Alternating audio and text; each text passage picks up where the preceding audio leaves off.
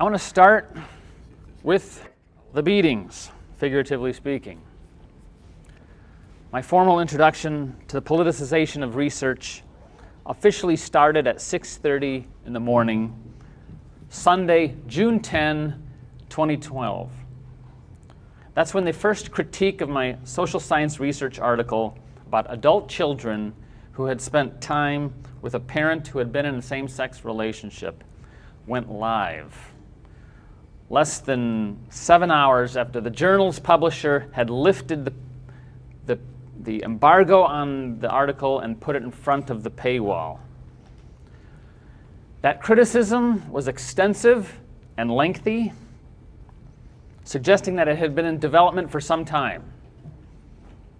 In other words, the study had been leaked by adversarial insiders. My naivety about the social scientific study of sexuality disappeared at that moment and has never returned.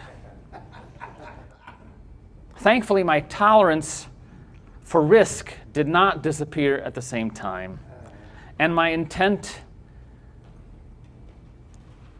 or my interest in apologizing for empirically accurate material was and remains nil. What followed that June day 11 years ago was a whirlwind experience I will never forget. One that has lessons to teach us about the freedom of inquiry and the politicization of science.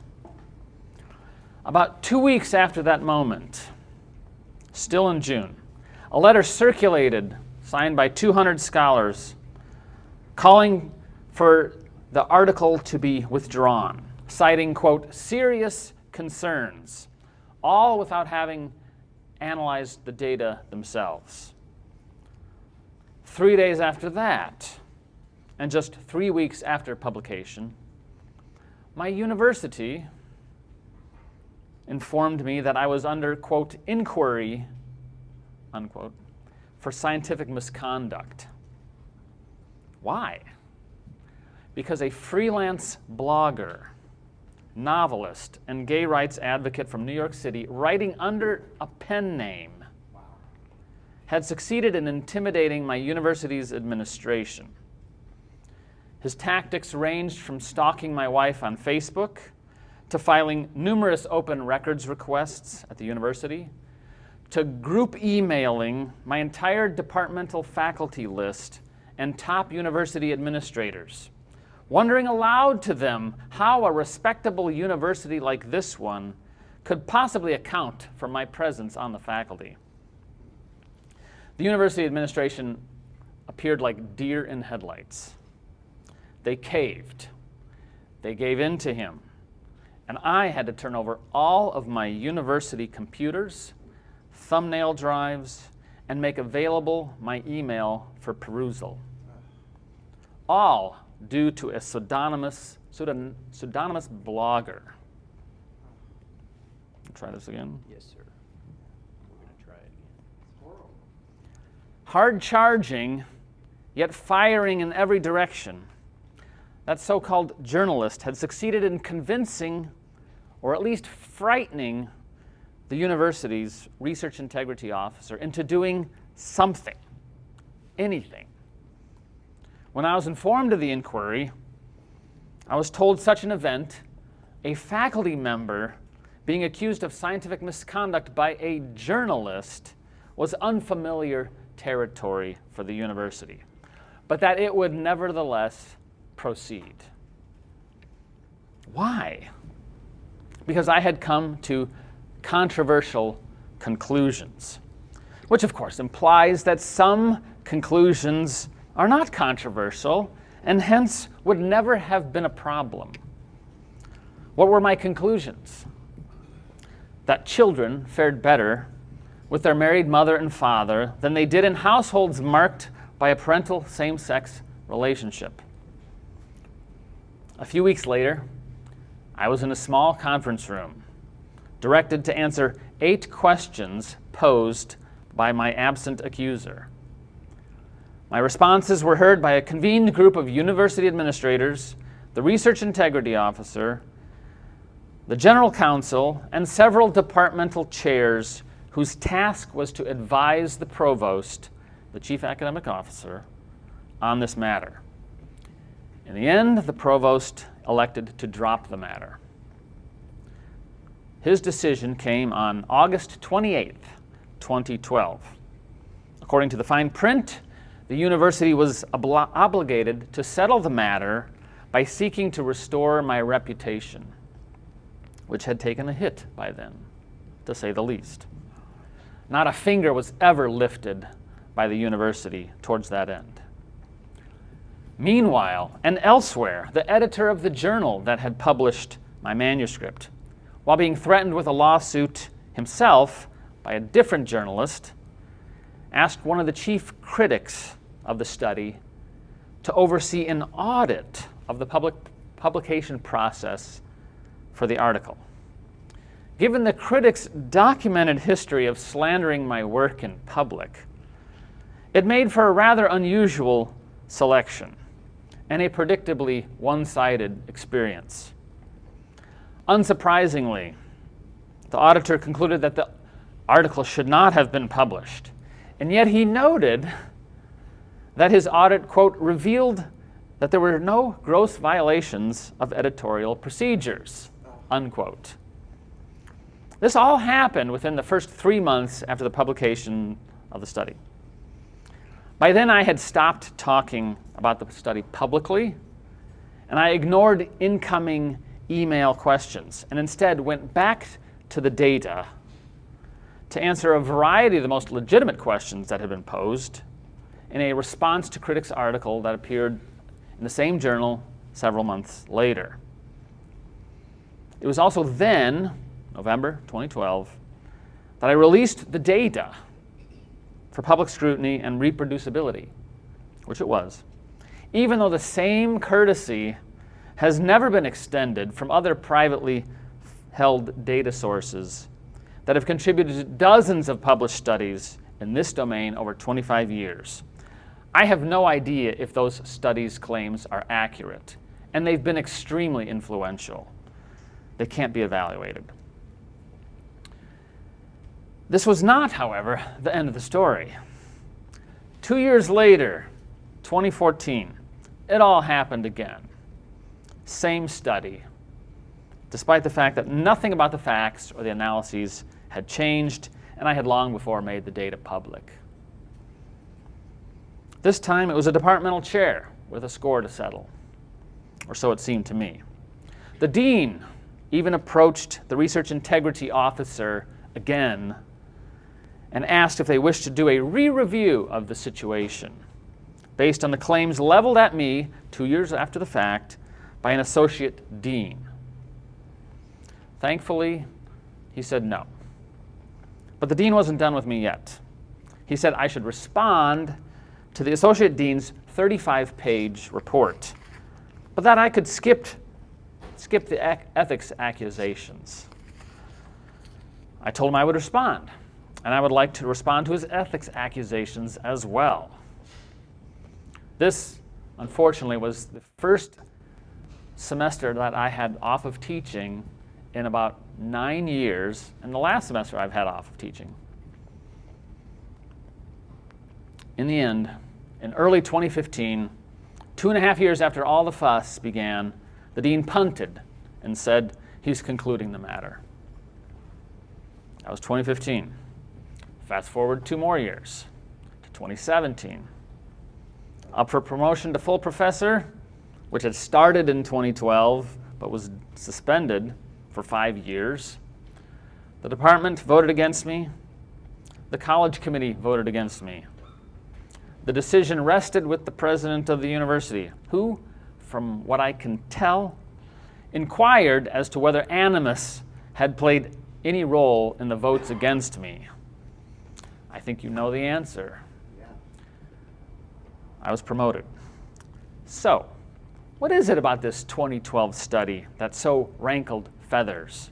Well, it was the first population-based survey data collection project that had garnered enough cases randomly to be able to talk about average household experiences of young adults who reported having a parent who had been in a same-sex relationship at some point while they were growing up. Prior to that project, the field leaned on census-based data. Census sounds good, but whose outcome measures are extremely limited. Or they leaned, more commonly the case, on non-representative samples whose typically privileged nature leaves them unable to offer insights into the average experience of persons growing up in such households. And averages are something that sociology as a science typically privileges and wants to know about. The results suggested that there were consistent and significant comparative disadvantages of having experienced a mother or father in a same-sex relationship. That struck a nerve, to put it mildly. I'm going to set this here. I'm not sure it's absolutely necessary. Let me know if it is. The article's polarized reception, which has mercifully dissipated over the course of several years, revealed a number of fundamental but intense scholarly disagreements. Chief among them is how exactly to compare children who are the product of a biological mother-father union with those from same-sex households who are not and cannot be, by definition, the genetic biological product of their parents, who are still their mother and father. At least one of the parents will have been a social parent, but not a genetic one. As a result, study comparisons typically only feature comparisons of children with experience of a social and biological rupture between them and at least one parent. No stably intact families allowed. Alternately, analysis may include children from all manner of household type, but will feature control variables for household disruption, intended to clarify the real direct effect influence of having same-sex parents on child outcomes. Now, you might think that such an insider debate would not yield the fireworks that they did, but you would be underestimating the boundary maintenance that pervades the social sciences on matters related to identity politics. Mistrust based on perceived intentions colors a great deal in these domains. Given that a pair of conservative organizations were responsible for funding my data collection process, something I declared early, often, and in print, there's a supposition that somehow this mattered for how I organized the project. It did not. It was simply money to hire the same competent survey research firm that other scholars had long been doing, including my intellectual opponents. I adhered to standard conflict of interest disclosure protocols.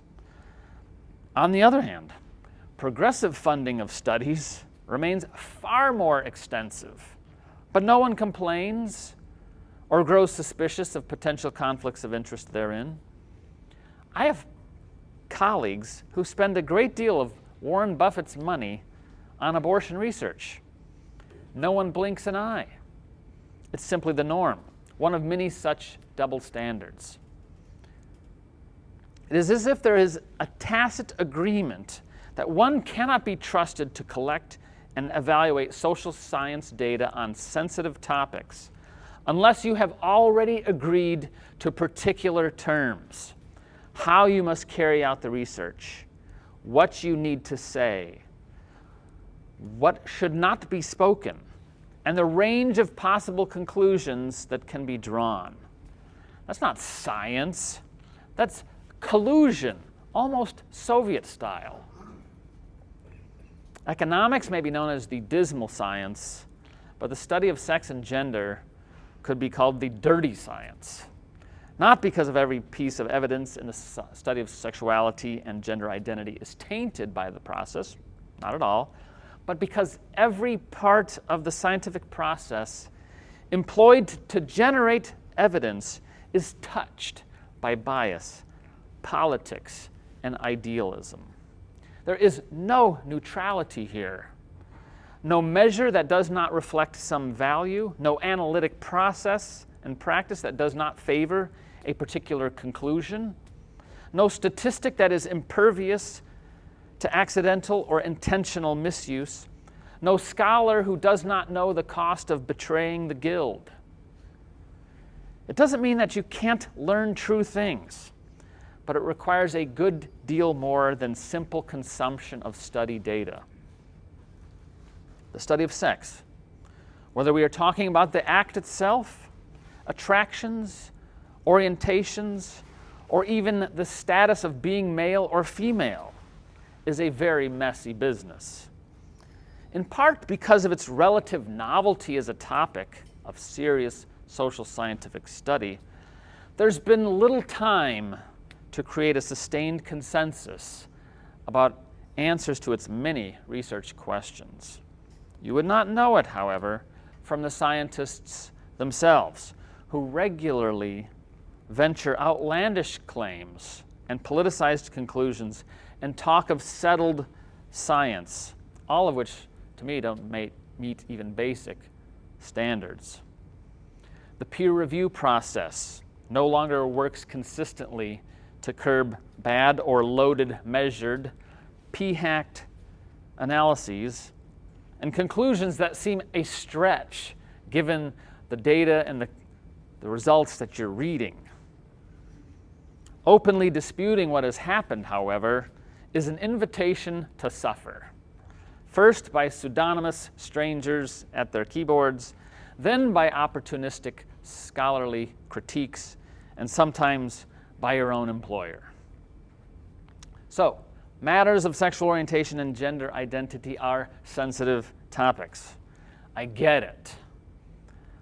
But maddeningly, they are increasingly presented to the public as complex puzzles that are nevertheless pre-assembled and solved for the people to accept rather than to ask questions about. For example, the no differences mantra, that is, between gay and straight, is protected and secured regardless of the evidence. On the other hand, we are continually treated to information documenting how LGBTQ populations remain more physically and emotionally vulnerable and in need of additional social support, medical awareness, political protections. And yet we are repeatedly told, when it's convenient, that they are the same as anyone else. I can live at peace with contradictions, so long as I'm not asked to believe or to assert that there is no contradiction. It is the dishonesty underlying this that is deeply irritating to me. My study, New Family Structures Study, was designed to be an overview of a data collection project's initial results, a first glimpse that would be followed by multiple closer examinations, including my own intention to draft a larger report with a colleague of mine at the time at the LBJ school. It is really good data. It was not to be, however. What started out as an overview introduction to new data became my last word on it for years. Why? After what happened to the editor of that journal, no editor would ever entertain publishing an article on this data from this author. So in one sense, the critics scored that victory. Ironically, research on sexuality is sensitive stuff, not because of traditional social desirability bias, namely that people are ashamed to talk about it, or that they're prone to misrepresenting their own attitudes or actions. I think that has diminished over time. No, it is sensitive because the scientists themselves are prone to social desirability bias now, in part because they are ashamed to report conventional behavior and attitudes, as well as findings that do not readily fit a progressive narrative. In his famous 2005 article entitled "How Most Published Research Findings Are False," Stanford University professor of medicine John Ioannidis highlighted how the novelty of the field, diversity in measurement standards, inconsistency in ways of analyzing data, and surges in popularity of particular topics, like this one, are all apt to elevate the risk of scientific missteps and to weaken confidence in published research findings, making it harder to develop broad confidence in conclusions across studies. Now, add to that challenges in the explosion in new academic journals, pressure to publish, and editorial interest in getting social media hits on their journals' articles. And you have yourself a recipe for falling well short of established protocols and creating knowledge about sexuality and gender identity that is more accurate than popular. Indeed, there has been, on average, at least one new peer-reviewed journal in the domain of sexuality and gender launched every year for the past 30 years. So it stands to reason that while the supply of journals is certainly partly a result of demand, it is also invariably the case that when supply is tight, at least in scholarly publications, the pathway to what is published is more challenging, and hence the quality of what is published tends to be higher. But since peer-reviewed publications are how job candidates attract offers and faculty earn tenure, it is a short leap to deducing that it is much easier to get hired and promoted publishing research in this domain than, say, 20 or even 10 years ago, given that there are so many more outlets than in the past. By contrast, I was originally a sociologist of religion by training, but for nearly the past 50 years, the number of journals publishing work in the social science of religion, a subfield that is hardly uninteresting or unimportant, has only grown slightly. All of this has contributed to a surge in scientific overstatements, errors, accusations of fabrications, and the issuing of errata, corrections, or retractions. The problem lies not with the scientific method, but with a politicized academic culture made worse by the pull of the media news cycle. There was wisdom to the older, slower pace of science, when authors didn't have to defend themselves starting even before something was in print. There's more afoot here, though, more afoot than meets the eye.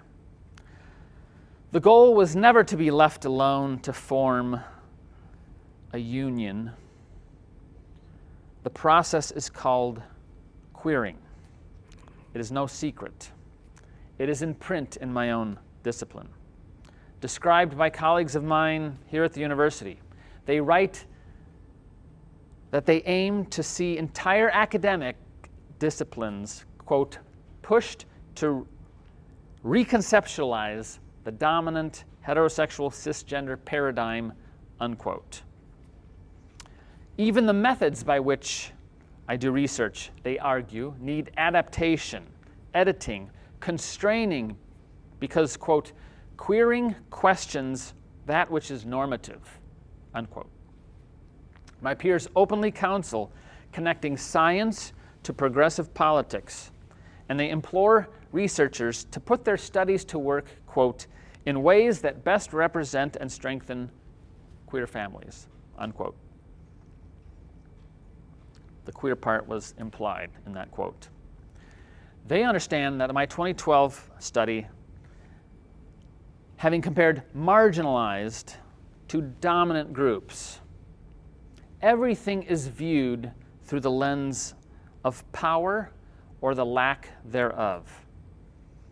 They consider my approach as heteronormative, quote, based on assumptions that monogamous coupling and parenthood are normal relationship characteristics, unquote.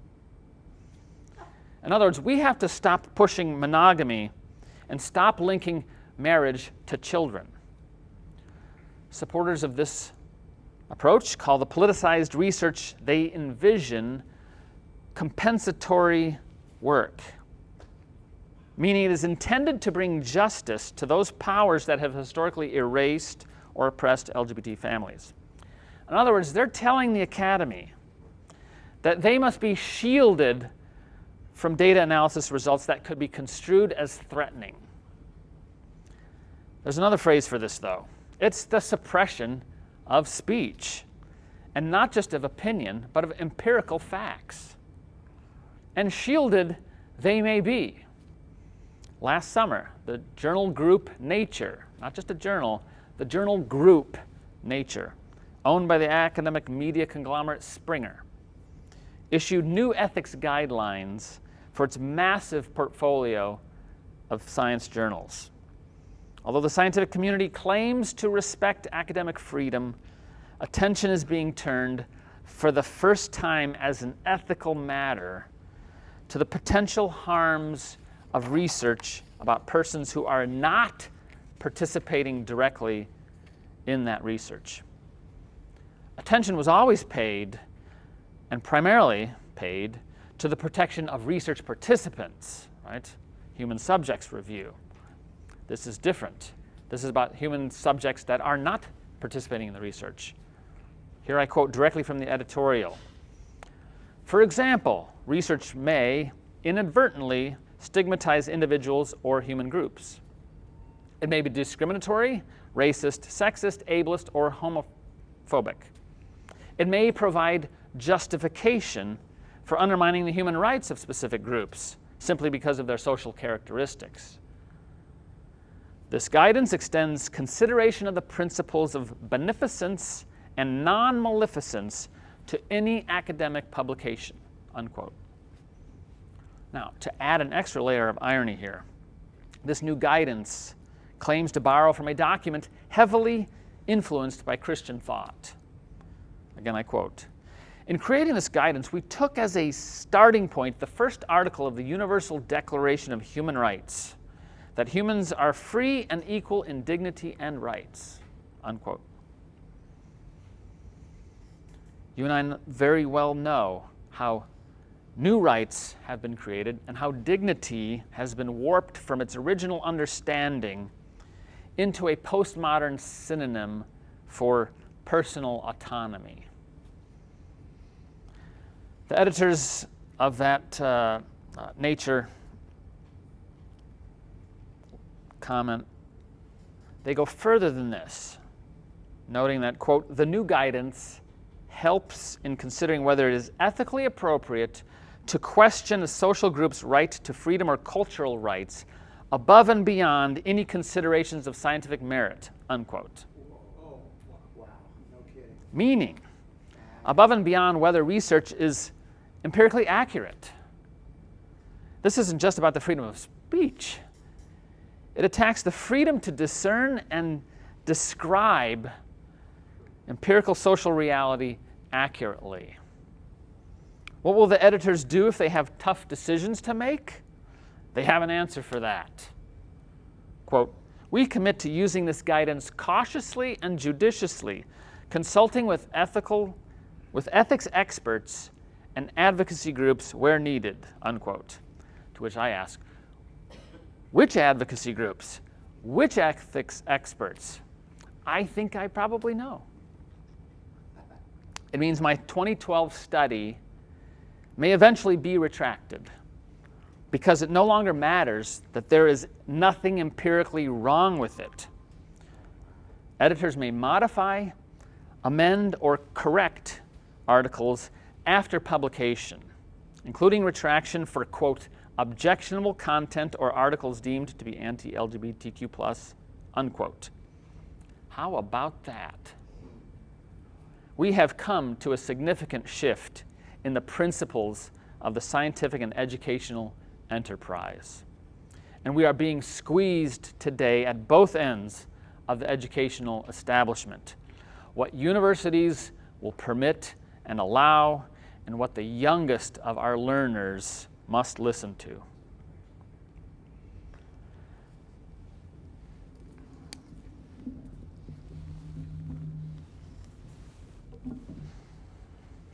Now, whistleblower.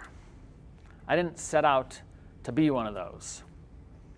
But when your own discipline seems to have turned into a police force for politicized principles, what choice do you have? It's not new. Decades ago, in graduate school, I worked for a professor who was so bent on telling a particular unlikely story with data I was analyzing that she ordered me, in essence, to keep torturing the data until it confessed what she wanted to hear. It never did. I thought she was abnormal. I don't know. It reminds me of the Dominican Antonin Sertalange, author of a fine little book entitled The Intellectual Life, who, referencing the late British historian Paul Johnson, warned that intellectuals as a class, quote, may well be evolving theories and explanations precisely as a product of their own internal moral disorders, unquote. I fell in love with sociology out of a desire to know the truth of things in the social world. Ideological opponents of mine say I cannot handle the truth, and hence I ignore mountains of social science that doesn't comport with my biased vision. Hogwash. The empirical truth of what's going on around me is never a threat. It may be depressing, it often is, but it's still the truth, and I want to know it and to understand it. So don't get me wrong, there is still academic freedom. And when you realize that your professional status within a discipline has likely peaked, it can be strangely freeing. I concern myself less today with what my peers think about me than I did 10 years ago. My desire to pursue the truth is more single-minded than it used to be. It's less subject to peer pressures. That is actually what academic freedom and tenure are for. I think we forget about that.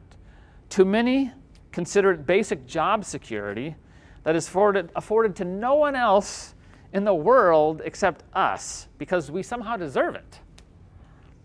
It has a purpose, however. It was created to sustain the pursuit of the truth wherever it happens to lead. So people ask, do you have tenure? And I say, yes. And then they say, you're in good shape, you're protected. Well, protection is what I would call a latent variable, to use a mythological term. It has many aspects. Tenure shields some of that, but other aspects of one's position become fully exposed and exploited by opportunistic enemies, or even scared colleagues and friends. They may not be able to fire me, but one can be bled in other ways.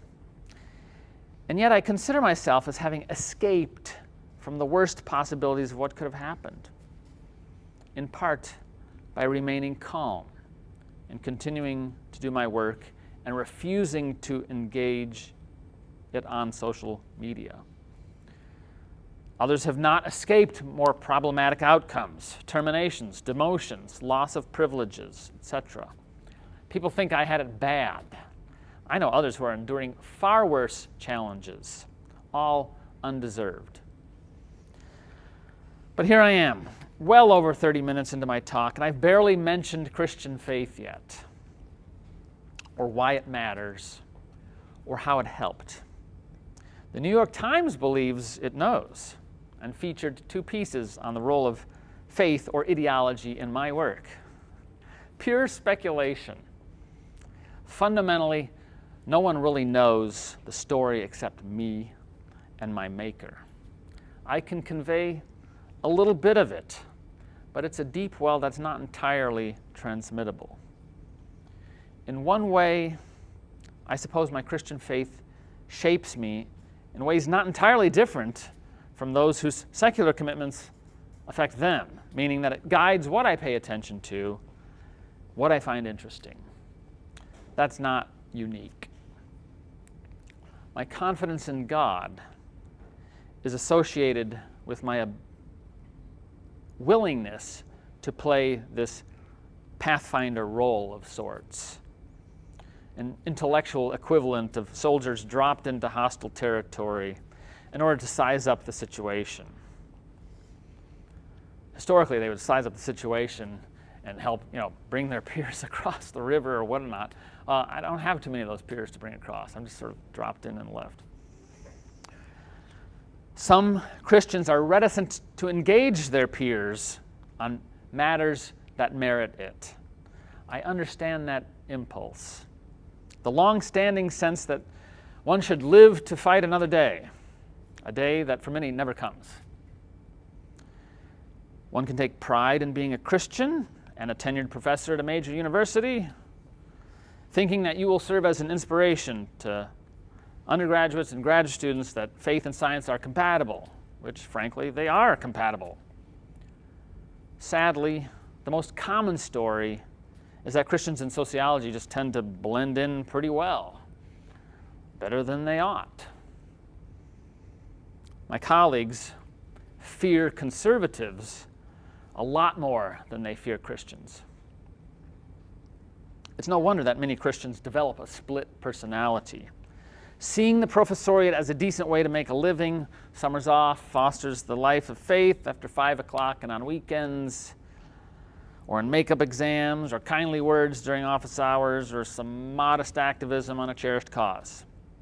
I don't blame them, but nor do I genuinely think that this is our vocational call, that this is how God intends for us to operate. So, how do I perceive my Christian vocation as a professor in a discipline that is openly hostile? A few short ways. First, I try not to be surprised. Consider the words of Jesus to his apostles shortly before his arrest. I have not been arrested yet, thankfully. Quote, "The hour is coming, indeed it has come, when you will be scattered, each one to his own home, and you will leave me alone. Yet I am not alone, because the Father is with me.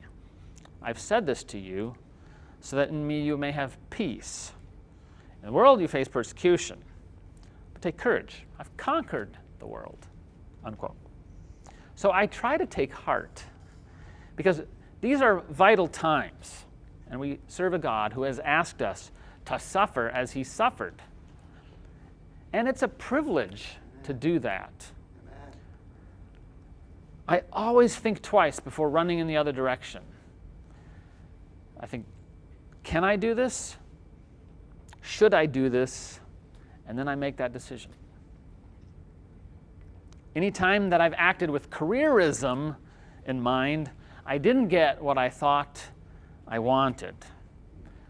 But when I act in pursuit of truth and humility and contentment, God seems to bless it. Keeping in mind Mark 8:36, "For what shall it profit a man if he gain the whole world and yet lose his own soul?" Unquote. In the pursuit of contentment, professional contentment is fleeting.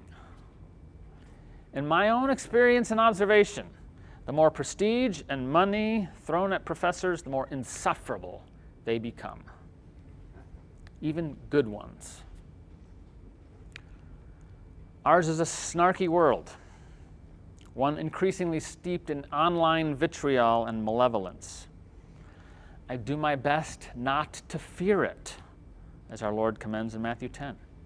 I never like it. It's about to revisit me for the umpteenth time this week, I believe. I will respond kindly again to hatred and love the truth. And I take comfort in knowing that I cannot manage other people's impressions of me. I cannot shape how they think about me. So I try not to make it personal.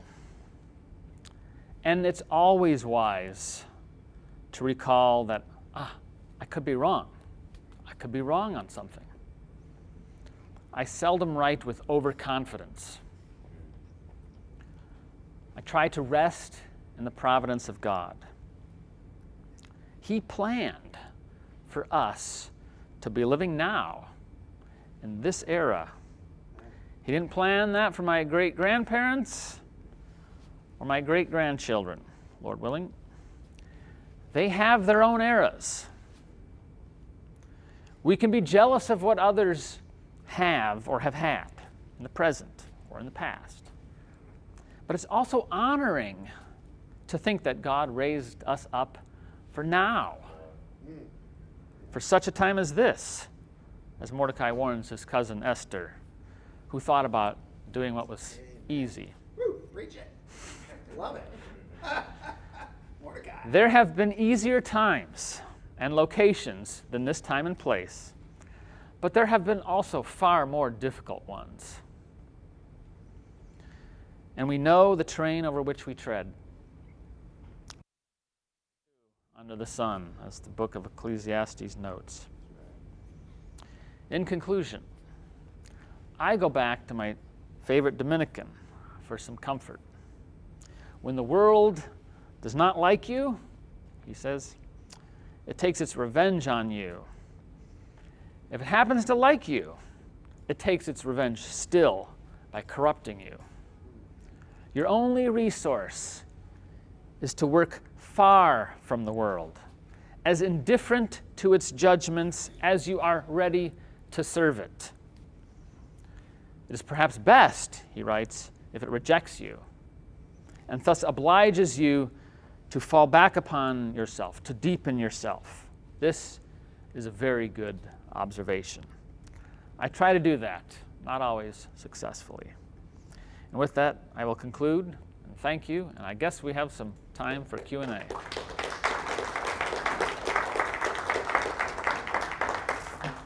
Thank you, Dr. Regnerus, and I apologize, everyone, for the lack of audio during that presentation, but thankfully he's got a strong voice.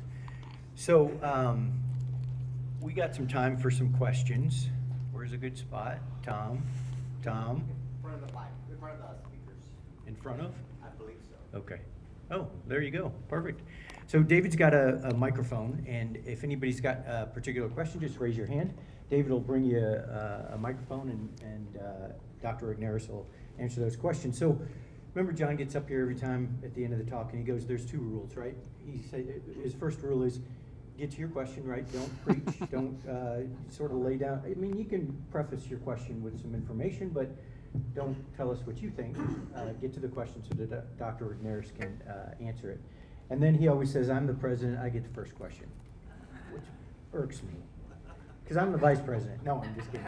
So anyway, I'm going to take the opportunity, because I never do get the opportunity to ask the first question. So Dr. Regnerus, one of the things, certainly being in the science, and our organization being a science apologetics organization, we sort of bind ourselves with the idea that science can give us insightful information. And we don't think about sometimes this notion that science is sort of prepared in a way and presented in a way that is affected by social, political perspectives. The other areas that I think of, for example, COVID, the way we address COVID, the climate change paradigm, the evolutionary paradigm, all these things are, I think, also politicized, and movement is in a particular direction for whatever reason. But in your mind, how do we get back to this idea that we can be confident in science once again? What change is there potentially possible within our new world order, if you will, to regain our confidence in science? I don't know if it helps to think of science as some sort of monolithic thing that we can either have confidence or not have confidence in it. I think in different scientific disciplines, you can have more or less. Some of the kinds of controversies I've talked about don't affect particular sciences particular disciplines as much as they do other disciplines.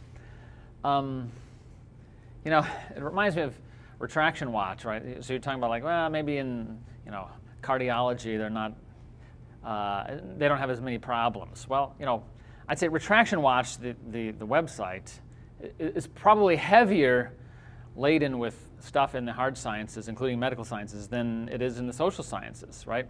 So, but they're of different kinds of mistakes. They're more blatantly sort of financial related and sort of careerist related in the hard sciences, so far as I can tell.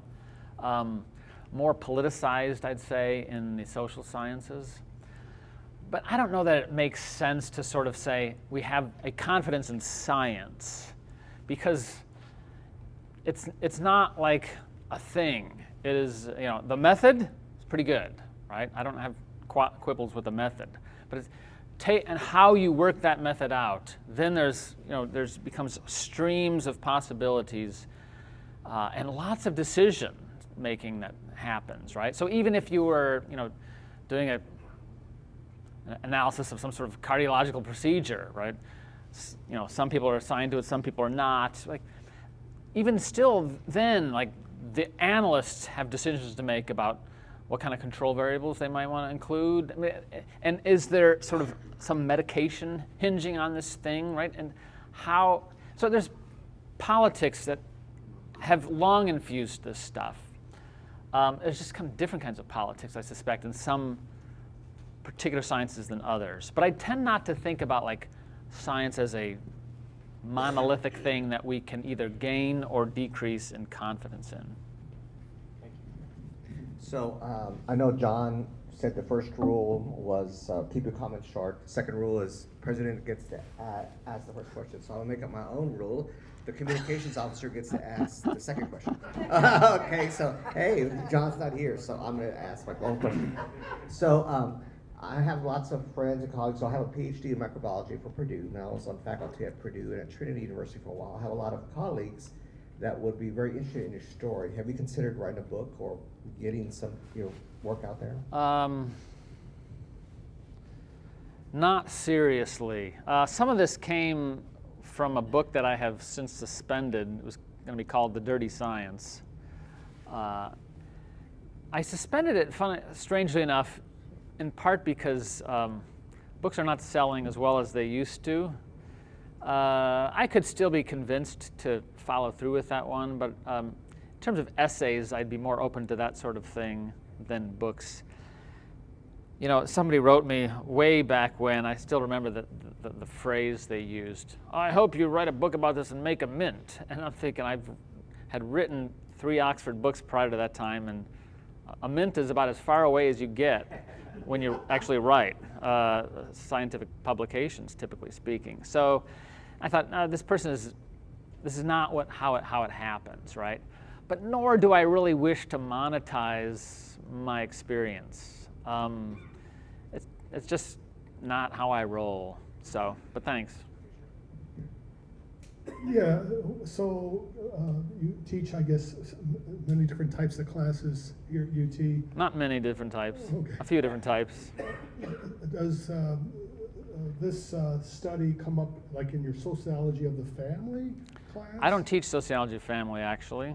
Okay. Other people teach it. I suspect it doesn't come up. I teach a fairly tight stable of courses. I now teach a romantic relationships and family formation course, but this particular study isn't on that, although we do address the topic of same-sex families, unions, etc. So, yeah, I think students can handle disputes. So some can't, but I think they can, and we don't do them a favor by withholding it from them. So. And then also in regards to your receptivity of your students, have they flocked to your classes? Or they stayed away from your classes? Are they bought into the wokeness? I would say the average undergraduate has no clue about this. The average graduate student might, but I don't offer graduate courses. I did, and then I took leave of it because I don't know that they would make. Sir, do you have any data that indicates that this same kind of attack on you takes place in other countries? Or is this limited just to the United States or Western culture? Oh man, it would be anecdotal kind of data. So I have seen it happen to different people for different kinds of reasons. A friend of mine at the University of Utah is co-authoring a book. He wants a contribution from me, so maybe I'll give it some more thought. His troubles are concerning different kinds of things. So I'm unfamiliar with anybody who uniquely had something like this on this topic within sociology. I see variations of it in family sciences and public health occasionally, but nor do I, accumulate accounts of these things. So, thanks. Hi, thank you for your presentation. Sure. Couple questions. First of all, where can we read your original article that you wrote? Yeah. And second of all, can you give us a Cliff Notes version of what the conclusions were, what you found? Right. MarkRegnerus.com is sort of my standard website, and in there, under publications, journal articles, back to 2012, you can find it. You can find that one and the response to critics in that. So it's MarkRegnerus.com is my website, and like underneath that, journal articles, you can find your way to sort of like this long list of links to publications that have come out since the beginning of my career. In 2012, both of those articles are featured.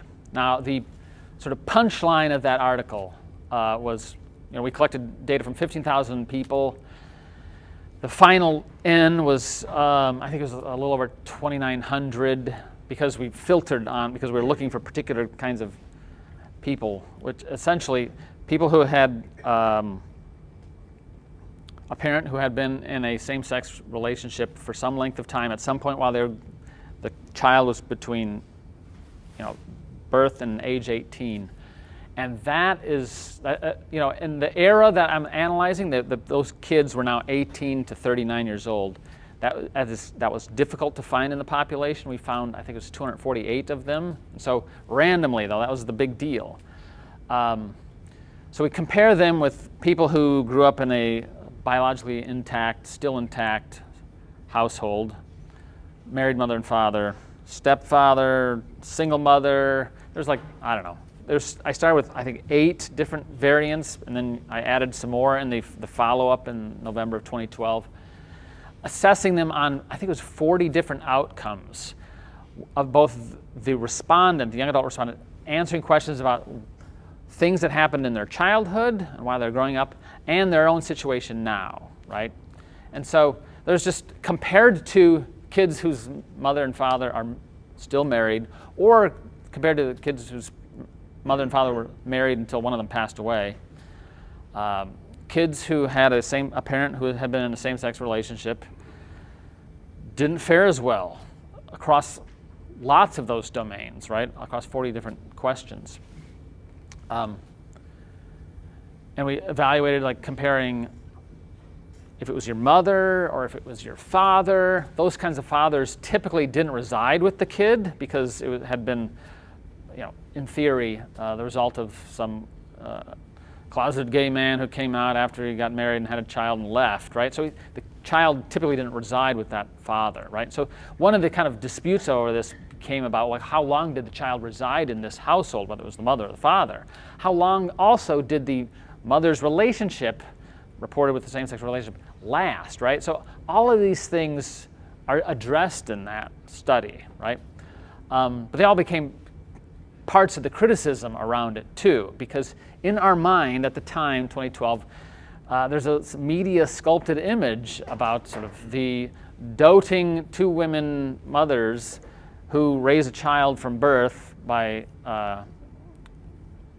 artificial conception and till age 18, and frankly that was very unusual in that era, and I'm pretty sure it is still not normative or the most common today, right? Most common way as a child is born via the sexual intercourse between a man and a woman, and then something happens in terms, and then she is now with another woman raising a child. Okay, that's the, for so far as I can tell, still the normative way, but it's not the kind of the impressions one gets popularly, right? So that's the punchline for that study. Comparative advantages and disadvantages across 40 different outcomes. So some of the criticism too came because, like the census, you can't get squat for outcomes from the census that are of interest around families and human development. But I asked a bunch of questions on this stuff, lots of questions, so I could. I mean, it's widely dismissed, but it's still in print. It's not empirically incorrect, and it's still very interesting to me. Okay. Do you connect your particular experience with the general politicization of science that's going on in other fields? And do you feel like you're the canary in the coal mine and we ought to be really alarmed? I don't know if I connect it. I suppose it's part of it. It's not like sociology wasn't already sort of ideologically charged. It has been since I went to graduate school, right? This nature piece where they talked about, like, we're going to reevaluate not reevaluate, we're going to change our editorial standards even around already published work. If that materializes in the way it, seems to suggest, this is a difficult development. Now, I'm a realist. It may not develop like that. It may have been, a statement issued to say this is the way it's going to be, but then like the reality is not that, right? I don't know. I mean, it was just issued last year. I guess we're going to find out, right? But I have seen an increase in retractions of work that was just published a long time ago that seems just out of date, though empirically not necessarily inaccurate. I don't know why we feel the need to go back to the 1930s and sort of pull something from the academic record and say it's retracted now. I mean, if anybody pays attention to what was written in the 1930s in the sciences, it's unusual. But I also think we can put it into context, right? Like, we can understand why that science would not sort of hold muster today. But if applied to current and future research, the principles outlined in that nature guidelines is disturbing to me. I mean, it means that empirical truth is far more carefully sculpted than we ever thought it was. We have a question in the back. Oh, I was kind of concerned last week when it came out that Harvard was last in free speech, and made me kind of wonder about the state of higher learning and academics in this country. How are you treated by your colleagues, and do you get a lot of arguing with students about your past studies? Students, as I mentioned earlier, are generally unaware of things like this. You take a class from me, you start to figure me out a little bit, I suppose. But I can work with all kinds of kids, right? And so it's usually not about what I can tolerate, it's about what other people can. Colleagues, this stuff happened 10 years ago. The last count I had given you was from 2017, that's 6 years ago. Things have stabilized, settled down, right? After a series of conflicts and the result remains, you just go about your merry way and mind your own business. So, and you have 40 colleagues, it's a lot. When you're older in the department, which I've been there longer than a lot of them, you don't keep track exactly of who's coming in at age 30 and 35. You don't know them as well as you knew your peers who sort of start to disappear one at a time. But I get along with my colleagues. Some of them don't like me. Some of them don't know me. Some of them know me and like me. Some of them like me, but it's like, he's got some ideas I wouldn't maintain. It's like, shoot, I can live with that. So it's people say, oh, why don't you go somewhere where they like you or something? Well, it's a good job. It's a good place to do research, actually. And so here I am. So. Question here? Yeah. I was just curious to ask about the critics. After you published your data, did any of the critics, after having reviewed your data, make any create any dialogue with you to discuss the data? Not dialogue to discuss the data. First, people went about replicating the study just to sort of see if it's purely replicated. Yes, it was. But then other people started writing it and analyzing it in different ways, which was what I said was part of the overall plan to do. Is like, I'm publishing the first one. People are welcome to. And so then they're like, okay. So then one particular study in general bled some of the stuff of statistical significance by over-controlling for income, both controlling for income and for having received community assistance while you were growing up. It's just kind of like a double way of doing that. P-hacking, no, but it sure, maybe it felt like it, it looked like it. So when you realize that 70% of the kids who spent time in the household with a mother with a same-sex partner, 70% of those kids experienced poverty while they were growing up. It's not that shocking to me. It's not that shocking to people who study this. It's shocking to the kind of sculpted narrative. But 70% you can wipe out a good chunk of variance in the distinctiveness by controlling for was on community assistance while growing up, right? So there's a variety of tactics that you can do to insert variables and bleed the primary thing of significance. Also, my method and everything I do on research is you start with the basic association between variable X and variable Y. And then you say, how does that look? What does it tell us at the 30,000 foot view? And then you increase in degree of difficulty or complexity by building models around that, okay? But you don't sort of run to complexity. My colleagues, not necessarily here, but the colleagues out there who write on this stuff, they just leap to complexity first because they realize that the basic story may not look good. So you have to jump to complexity in order to tell the kind of story you want. It's irritating, and I refuse to do it. Did any of them, after reviewing the data, recant?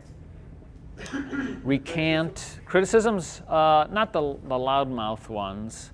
But what happened, interestingly enough, was a variety of professors, including distinguished professors, some of my old professors at Chapel Hill, who had not been critics, but just were like, wow, poor Mark's getting tar beaten out of him, would eventually write me and say, hey, I'm sorry about what happened. I'm glad you hung in there.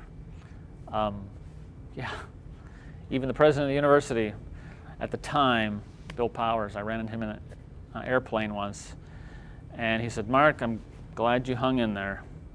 So that's the only word I had ever heard of him about the subject. But Question back here. All right. Hey, thanks a lot.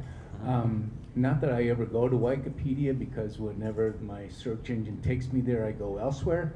But Wikipedia's new family structure study comment, which is discussed in your article, says as their conclusion, when these cases were excluded, the differences largely vanished. Any comment on their? I was just talking about this, right? This is the study that's like, when the differences, meaning the differences and the additional variables, like when you control for a second measure of poverty as one example, there's a variety of other examples.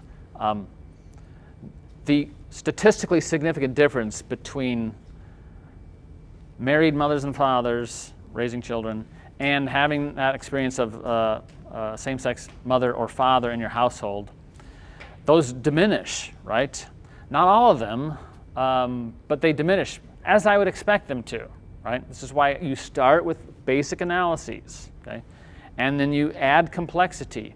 But then there's, the fundamental dispute about this study is about how do you best analyze distinctions between groups that are essentially not compatible because somebody can't be a biological child of two women or of two men.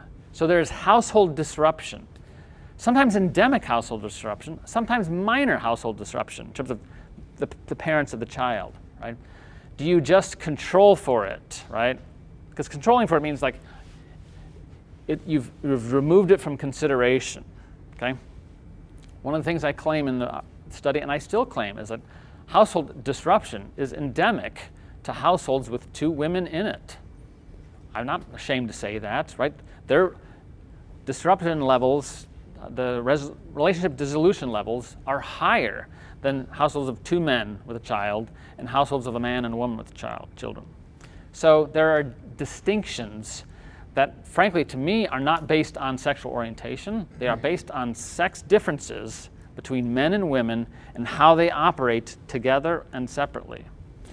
So my criticism typically on this is like when two women form a union, you get distinctive kinds of outcomes, or typically tend to, than you would with a man and a woman or two men.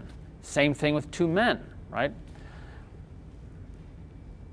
Two men in a household are more than likely to form agreements about external sexual relationships, okay? It's a fact. Not all of them. A much higher percentage of them than any arrangement where a woman is involved, okay? Two women, the least likely to sort of cheat on each other. A man and a woman, less likely than two men, but more likely than two women. The key variable here is presence of a woman, okay? That makes sense just in understanding sex differences. Men are more likely to cheat if they are not in relation with a woman, okay? She's the one who doesn't permit it, okay? This is not about sexual orientation. A great deal of this field is not about sexual orientation, but about how sex differences matter. We'll take just one more question, and then Dr. Regnerus, I'm sure you'll be happy if people come up. Sure. Do you Yep. mind? Okay, great. Dr. Mike, in your world of academia, you're a professor, tenured, and am I correct that part of your work is part of the work of a such professor would be to do research, publish it, and am I true that often what's published is a new information, new paradigm? What was it about your study in 2012, rather than other people reading your work going, "Huh, that's an interesting take"? Instead, they attacked you. You were persecuted, you might say. What was it about your study that made the difference to where people got proactive against you? Yeah. Well, I mentioned a little bit earlier in the talk, it was relatively new back then. It was, again, a random sample. That was kind of what I was after, is to get a random sample there, because the literature had been dominated by non-representative samples. For example, the National Longitudinal Lesbian Family Study has published 25 publications at least over the course of they've tracked, I forget how many, it's like 100 and some odd, children of two women, right? And their sample, though, was created by, you see these pieces of paper, there are scissor cuts in them, and they tell them, hey, we're looking for people who fit this description, and they were posted in basically lesbian bookstores in San Francisco, Boston, I forget, Chicago, something like that, looking for a unique sample, okay? They got it, they ran with it. They've never released their data to anybody else, right? And so I'm thinking, you know what? That's, those are biased samples, okay? Maybe we should try to get another random sample, right? One fellow had done what he could with the census, which has very limited information. I'm like, let's try to do better than this. Okay, so that's what I did. Turns out nobody really gave a crap about representative samples in the end. So more data has come out about this stuff since then. And I'm not, again, it goes back to like, well, how do people analyze this? Can I analyze and publish on it? I don't know. I may dabble in it again, but the editor of the journal that published my piece is no longer living. I don't think this had anything to do with that. But he was a good guy who took some risks because it was widely understood like this was territory where the narrative was secure. I'm thinking, well, how could it be secure? We've barely started studying this stuff. So, thank you very much. Thanks.